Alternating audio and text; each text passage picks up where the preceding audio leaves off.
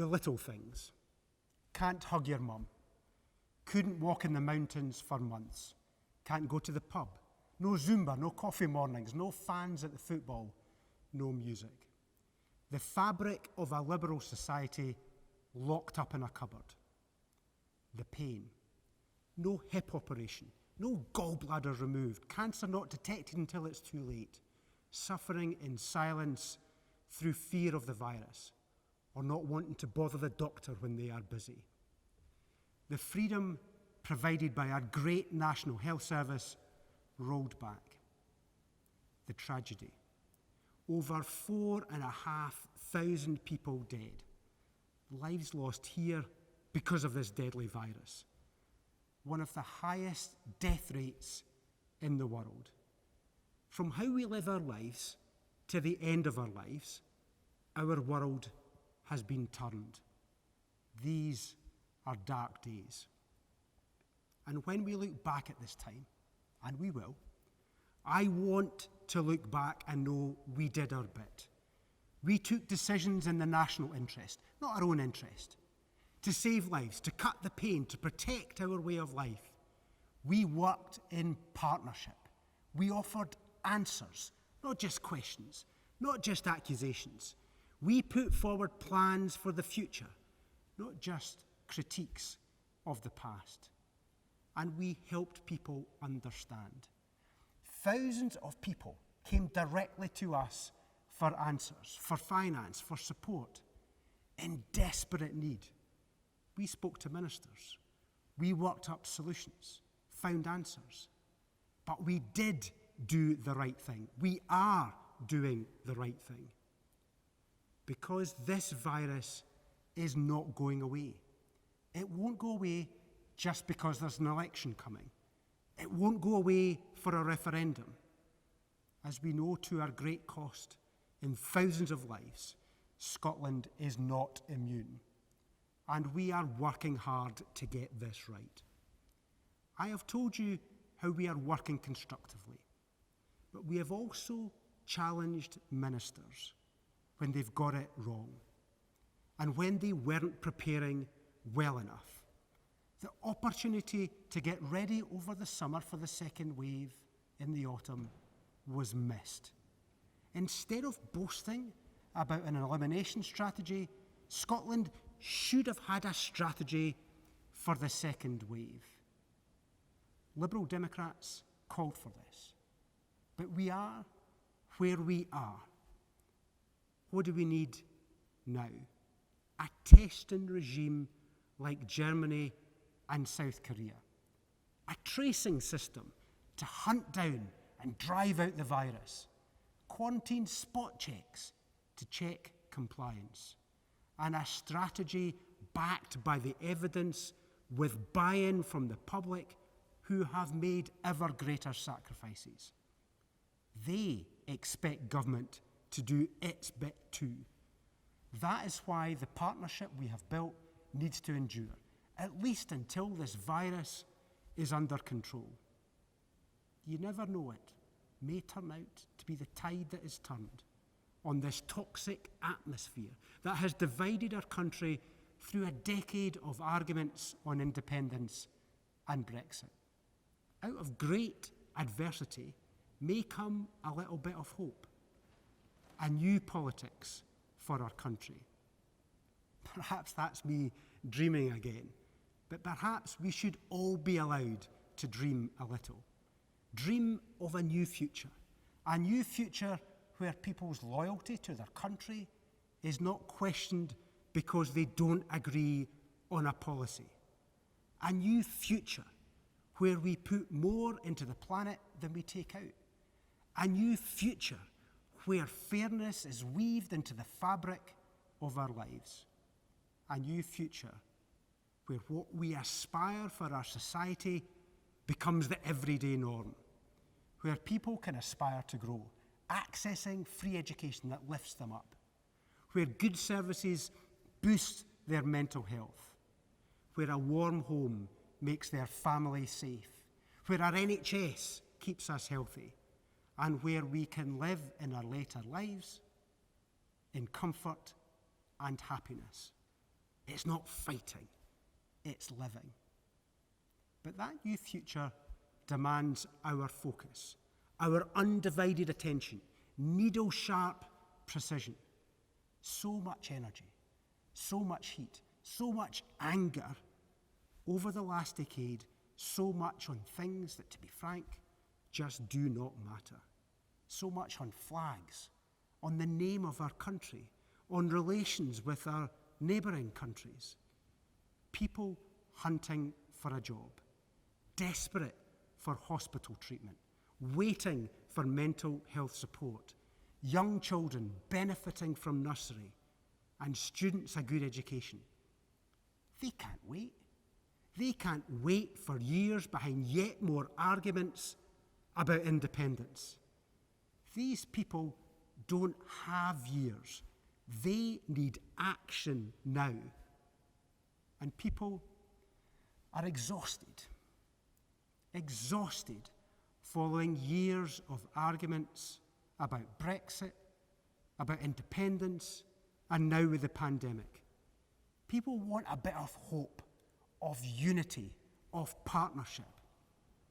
If the last decade was about what divides us, let us make the next decade not just about what unites us, but much more importantly, about what makes our lives better. And that is the question. It's the question for everyone in next year's election. Because the election is not really about the swings and the percentages, the political winners, the political losers. It's about the direction of the country for the next decade. The Liberal Democrats are a vehicle for change. A change from the division over a decade with the Conservatives and SNP. Of Boris Johnson, of Alex Salmond, of independence, of Brexit. And for the next decade, we don't need to choose between the chaos of Boris Johnson and the chaos of independence. There is another way. The Scottish Liberal Democrats represent a third way. The third way means working in partnership. A partnership for recovery. A partnership to focus on a green and fair recovery from the pandemic. A partnership putting aside our differences on the Constitution. Whatever your views on independence, reasonable people would agree that we need to put aside our differences so we can work together for a needle-sharp focus on green jobs, strong childcare, excellent mental health services, and a world-class education system. Reasonable people will think it's right to focus on a partnership for recovery. At the heart of the recovery must be education, a great liberal cause. Young people have been let down by the drift down of standards after 14 years of this government. Once the best in the world, now just average. And it's been compounded this year. I want to set out proposals to raise up Scottish education to be the best again.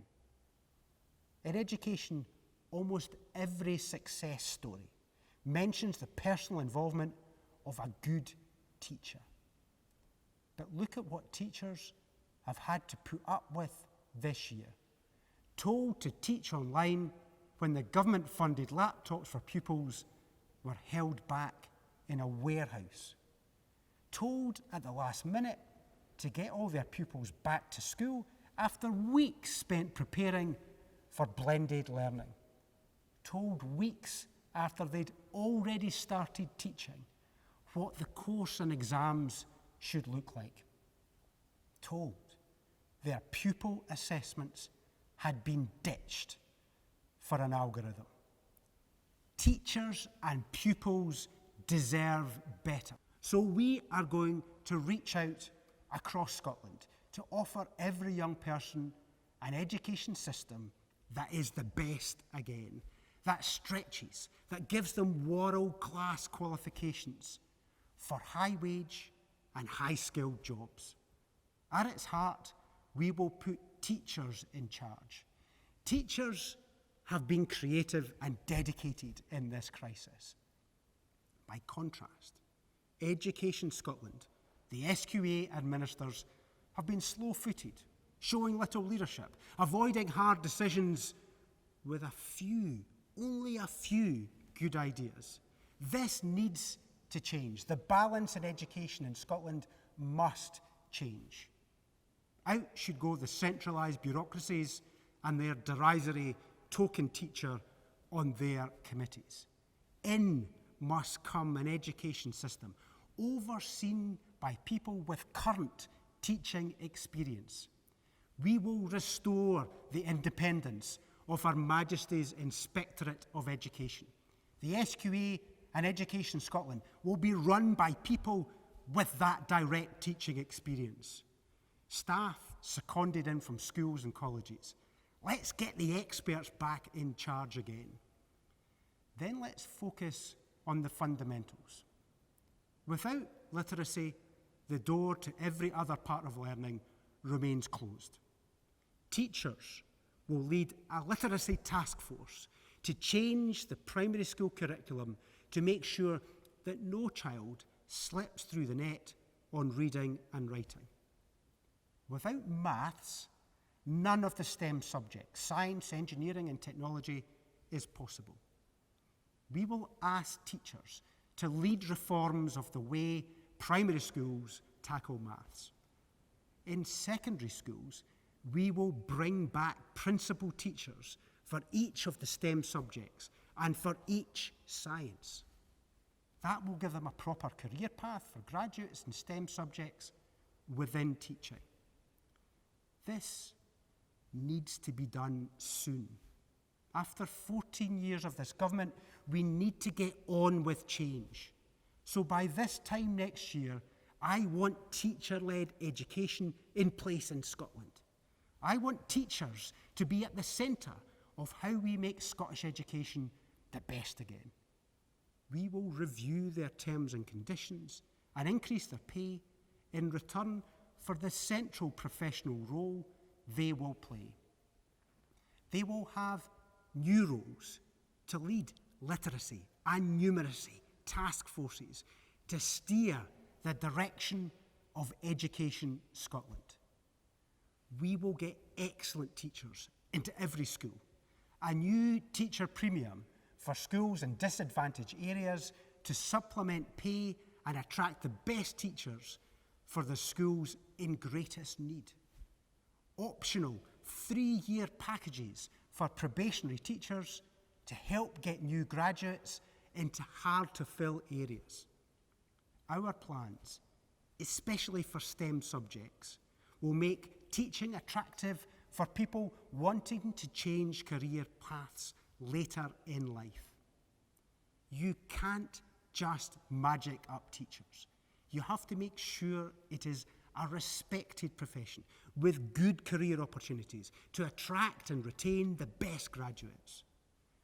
The proposals I have made today will see us work in partnership with teachers for the recovery in education. And we need an industrial partnership for economic recovery. 10 years ago, the SNP promised 28,000 jobs, with Scotland becoming a world manufacturing base for offshore renewables. A month ago, the contracts for 114 wind turbine platforms for the 4th outer estuary were awarded. A Scottish yard bid for just 4 of them, and they didn't get any. That company is part-owned by the Scottish Government. It has a 34% equity share. All 114 will be made in the Middle East and China. And now the Scottish Government has refused to underwrite the work at BIFAB, passing up the opportunity for future jobs. So much for Alex Salmond's promised Saudi Arabia of renewables. If all it took was fine words, we'd have thousands more jobs in the sector. The Scottish Government has 7 economic ministers spread across 3 different ministries. Sadly, these are practically the only jobs it has created. If all it took was creating new ministerial posts, we'd win every single wind farm contract. We need an industrial strategy that delivers jobs, not words and ministers.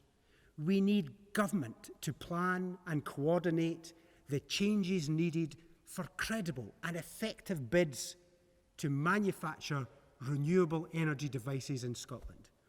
All of our industrial and manufacturing skills and might need to be brought together. It needs all of our yards, from Fife to Hunterston to Campbelltown to Ardesseer to Nig to Shetland and the Western Isles, to be brought together for giant projects. We need to scale up. We need a world-sized business to have a chance of world-class projects. If somebody is spending £1.4 billion on wind turbines within eyesight of the Scottish shoreline, then Scottish industry must be in a position to win a contract for more than just photography. We need a route map, costed, funded and realistic. And if it needs changes to the UK government's contract for difference, we will work in partnership with the UK to make that happen. We must work in partnership with industry, with government, with the workforce to make this happen. It's far too important not to. People have struggled from the isolation, the lack of support, services shut down. We know the virus pandemic is matched by the economic pandemic, but that will be matched by the mental health pandemic. Waits were already too long. Young people waiting over a year for treatment. Thousands of adults waiting too. But the waits are even longer now. At the outset of the pandemic, there were already a record number of children waiting over a year for treatment. Now they number more than 1,500. It's inevitable that this has got worse as some services were scaled back in response to the virus. But it is still heartbreaking to see many more children now struggle at the back of one of the longest queues in the entire health service. Young people have experienced months of disruption, loss of freedom, grief, and the removal of contact with loved ones. For many, that stress is on top of existing conditions. Waiting over a year for help must feel like a lifetime. The Scottish Government's old strategy already wasn't working. That is why Scottish Liberal Democrats will deliver a recovery plan that can meet existing and heightened demand, including immediate new steps to seriously expand the workforce, more walk-in services at A&E and crisis centres, more prevention with school counsellors, mental health first aiders in every workplace, more professionals trained. Listen to this. There are the same number of child psychiatrists being trained today as there were 5 years ago. We are never going to be able to treat young people fairly and quickly at that rate. The Partnership for Recovery must have our mental health at its heart. Our care homes, our carers, and our staff have been at the wild front line of this pandemic. Too often poorly paid, almost always undervalued. Yet we expected them to step up when it mattered. We saw the reports from Spain of care home residents abandoned when the virus swept through. Thanks to the dedication of our staff, that did not happen here. So now is the moment of reckoning. The reform of the care sector has been kicked around. Now we need to fix it. Of course, people will want to debate ownership and whether the service is run in your local community or by St Andrew's House in Edinburgh. Some are attracted to a national care service. When I look at that, I worry that they have only got as far as thinking up the name of it, not how it will work. So let me be clear. Liberal Democrats will not support a repeat of the calamity of the centralisation of the police and all the problems that it brought. It removed local control. The financial savings were never realised, and it costs more, and it costs more lives too. The National Care Service, when it comes, must not be more of the same. We need to give our elderly people a good, safe quality of life. That means a proper pay rise for care workers, a new career structure to reward them, and give them all a career ladder that boosts their skills and pay at every step.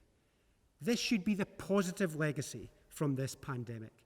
A social care system for elderly people, for sick people, for people in need that we can all be proud of. I have to tell you that one of the most moving experiences I have had recently was when I met the families of care home residents. Their mothers, fathers, sisters and brothers are in their twilight years. They don't have much time left with us, but they have not been able to touch, hold hands, hug, or even in some cases see their loved ones through a window. It's just not right that when they need their families most, they are not allowed to be with them. So I spoke to ministers in private. I asked them in public. I gathered support across the country, and together we made the change. They will soon be able to meet together safely. That is the power of partnership. So as I close, let me say thank you to all those in all parts of our country, from every background, in all walks of life, who have worked in this crisis to help their fellow citizens. Let's work together. Let's work in partnership, a partnership for recovery.